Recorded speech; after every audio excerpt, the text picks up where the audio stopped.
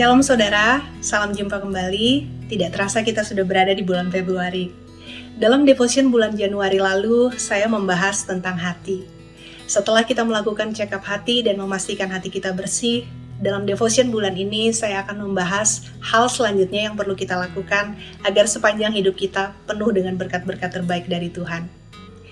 Sedikit sharing, sejak tahun baru 2022 ini, ada satu hal yang muncul begitu kuat dalam hati saya dan sangat ingin saya bagikan pada saudara sekalian dalam devotion. Hal itu adalah tentang mezbah. Apa itu mezbah? Mezbah adalah tempat untuk mempersembahkan korban. Dalam zaman Perjanjian Lama, mezbah dibuat atau dibangun dari tembaga, batu, atau kayu sebagai tempat untuk mempersembahkan korban bakaran yang dikhususkan atau dipersembahkan kepada Tuhan. Tapi dalam kehidupan kita saat ini, mezbah yang kita bangun dan korban persembahan yang kita bawa kepada Tuhan adalah dalam bentuk ibadah sebagai wujud hubungan kita dengan Tuhan. Saya yakin di antara saudara pasti ada yang sudah membangun mezbah untuk Tuhan dan menjaga agar mezbahnya tetap menyala. Tapi mungkin ada beberapa di antara saudara yang mezbahnya sedang padam, entah karena kesibukan atau karena faktor lainnya. Dan bahkan mungkin ada di antara saudara yang belum pernah membangun mezbah bagi Tuhan. Karena itu di awal tahun ini saya mendorong setiap saudara untuk membangun kembali mezbah bagi Tuhan. Mezbah apa yang kita bangun untuk Tuhan? Sederhana saudara, yakni membangun mezbah doa dalam keluarga. Yosua berkata dalam kitab Yosua 24 ayat 15b, "Tetapi aku dan seisi rumahku, kami akan beribadah kepada Tuhan." Dari ayat ini, Yosua memberi kita teladan tentang seisi rumah yang beribadah kepada Tuhan. Kata seisi rumah bicara mengenai keluarga. Artinya Yosua dan keluarganya beribadah kepada Tuhan.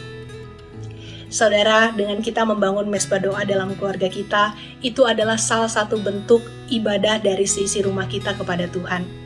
Karena dengan mezbah doa keluarga, kita bersekutu dengan Tuhan lewat doa-doa yang kita naikkan.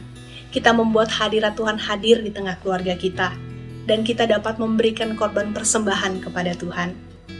Korban persembahan apa yang dapat kita berikan kepada Tuhan dalam mezbah doa keluarga yang kita bangun?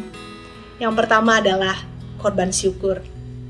Mazmur 50 ayat 14a berbunyi, "Persembahkanlah syukur sebagai korban kepada Allah." Dari ayat ini jelas sekali bahwa ucapan syukur adalah korban persembahan yang dapat kita berikan kepada Tuhan. Karena Tuhan sangat berkenan atas ucapan syukur dari umatnya. Sebab dengan bersyukur artinya kita menghargai perbuatan Tuhan kepada kita.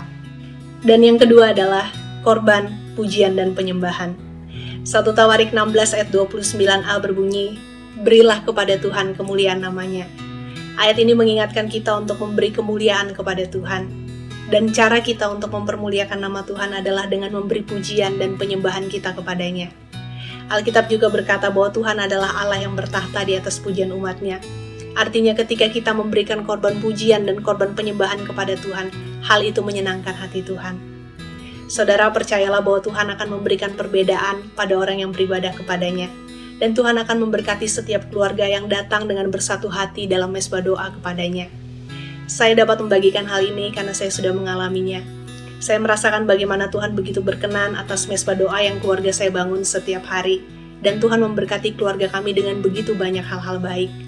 Mari saudara, mulai tahun ini, kita bangun mezbah doa dalam keluarga kita masing-masing dengan membawa korban syukur, serta korban pujian penyembahan sebagai korban persembahan terbaik yang menyenangkan hati Tuhan.